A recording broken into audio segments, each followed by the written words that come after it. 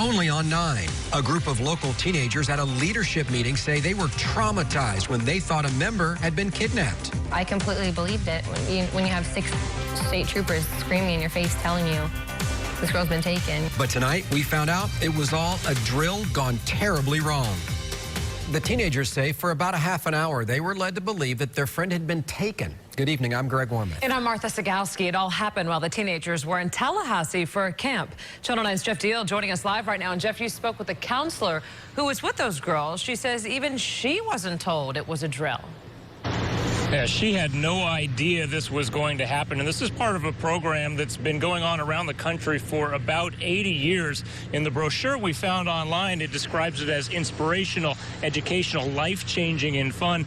But the counselor we spoke with said for many girls who were in the program put on by the Florida chapter this year, it was traumatizing. This YouTube video highlights the Girls State Program in Tallahassee, a program put on by the American Legion Auxiliary Department of Florida to help girls from across the state build leadership skills and confidence and to better understand government. Everyone who's going is the top of their class. Cameron Carlisle was selected as a delegate for the camp last year. This year, she went back as a counselor. If I can go back as a counselor and make a change in 25 girls' lives, that's something I definitely wanted to do. But this time, she says it was a horrible experience. She says Tuesday night, the girls' state director and 6 female state troopers decided to do a mock abduction unbeknownst to anyone else at the camp, pulling aside a girl from her group on the way back to the dorms and hiding her. We started doing the count off and we got to 8 and we realized Katrina was missing. Carlisle says the troopers screamed at her and later at the other girls, telling them the missing girl had been kidnapped, likely sold as a sex slave to human traffickers. I still will never forget that feeling of just, that's totally my fault, and now I have to tell her parents that she was taken. She says the teens, all around 17 years old, were crying. One girl had actually been involved in a real sex trafficking case when she was younger, and many didn't learn until about a half hour later. The missing girl was safe. I think I had 17 girls who did not sleep on the last night of Girls State, and completely traumatized. And the director of the program hung up on one of our other reporters who called to try to get comment. They have not called me back either to comment. FHP is calling this a training exercise, but says it is aware of this situation and it is under review. Reporting live in Orlando, Jeff Deal, Channel 9 Eyewitness News.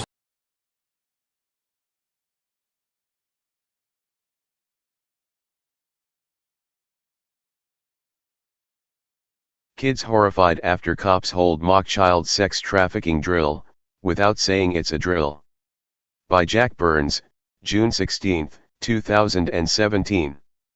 Orange County, FL. The Florida Highway Patrol is reviewing its presence at the Girls State Program after troopers conducted a kidnapping/human trafficking drill which went horribly wrong according to WFTV News Channel 9.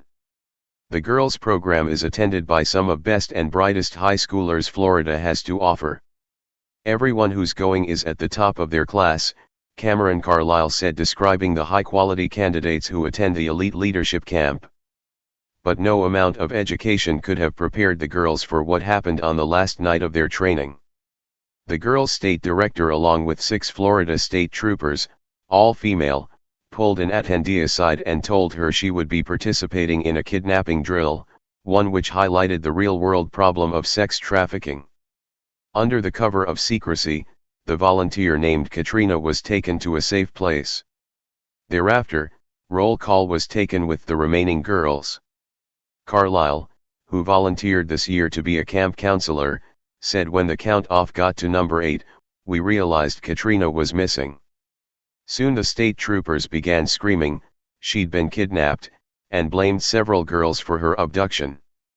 The troopers told the attendees the girl had been kidnapped and was probably sold as a sex slave to human traffickers who would use her for prostitution purposes. They began blaming the other girls in the room, as well.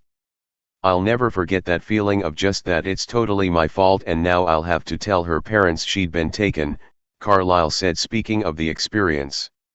Read more, massive child sex ring busted in CA, 474 arrested, 28 children saved.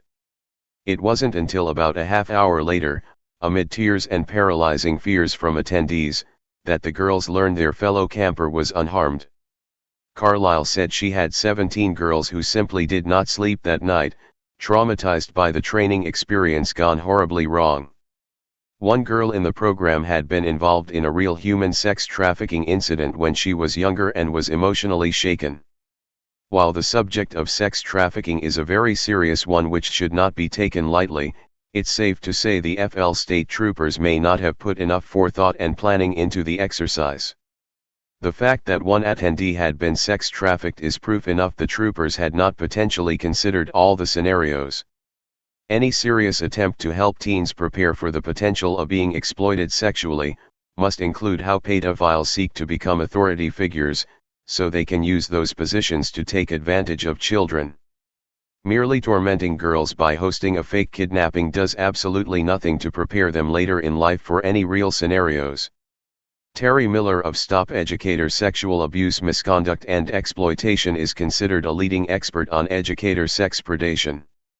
In a recent interview, Miller described how authority figures are often teachers. Perpetrators often wear a mask of deception, Miller said. It's very common for these perpetrators to be teachers of the year and award-winning coaches. She added the victim is the only one who knows the monster. But as the Free Thought Project has all too frequently reported, pedophiles are often police officers as well. In North Carolina, a police officer was recently convicted with seducing and impregnating a 14-year-old after obtaining permission from the teen's mother to serve as her mentor. Read more. FMR Trump campaign chair just arrested for child sex trafficking during the campaign. Just this month, a police chief was arrested on felony charges of attempting to engage in sex with a minor. As Antimedia's Carrie Wedler reported, Michael Zug, 45, was arrested in Redwood Falls after soliciting sex with an undercover Department of Homeland Security agent via text message. Zug contacted the girl after seeing an online ad. The officer pretended to be a 17-year-old girl who wanted to make extra money, local CBS Minnesota outlet WCCO reported. Zug appeared to acknowledge the risk, saying, "You're only 17. He also said he had done this type of thing before and lied about his profession. As chief of police, he claimed to be a farmer. It's unclear if lawsuits will result from the FL Highway Patrol's missteps. However, make no mistake about it, leaders at Florida celebrated Girls State Program and the FHP owe each girl an appropriate apology, which should also include counseling paid for by the FL Highway Patrol.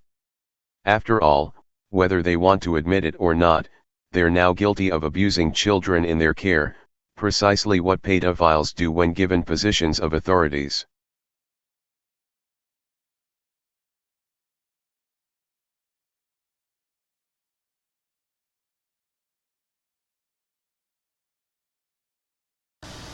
Hey Charlotte County, this is Charlotte County COPWATCH, and I wanted to explain what fair use is.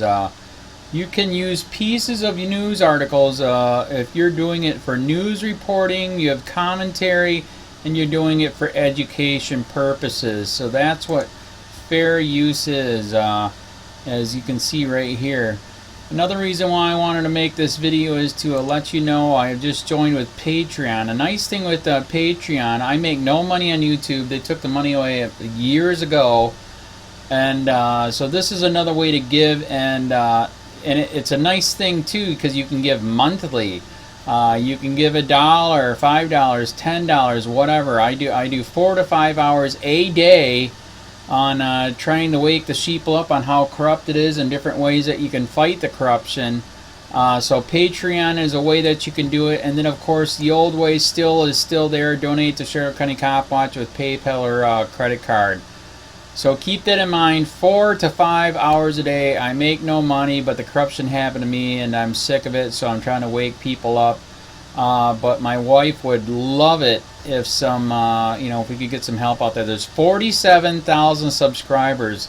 Just think if each one of you subscribers just gave let's say actually yes, $1 a month. 47,000 subscribers gave $1 a month. That would be awesome. That's not going to happen. But anyways, That would be great if it did happen, but you know, do the math in your head. Just think about it. Like I said, 4 to 5 hours a day. I get no money from YouTube. YouTube has gone nuts. You can't do anything anymore. They're taking the money away everywhere. So these are a couple different ways that you can still help out with all this time that I put in. And as you know, I'm in a special situation where, you know, at least I can do it. You know, 4 to 5 hours a day. We have a cleaning company during the day. That's what allows me to do this, and we're debt free. So this is my hobby. I don't go fishing and all that other crap. I try to save the world.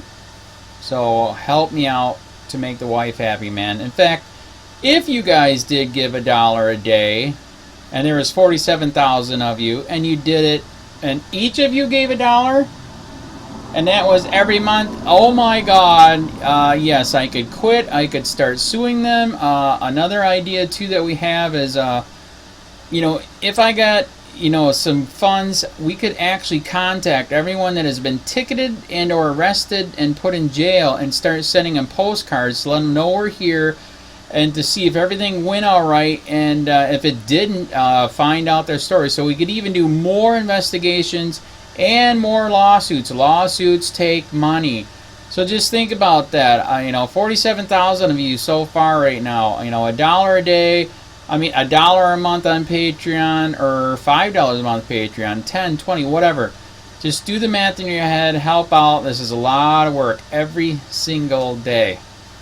Thanks.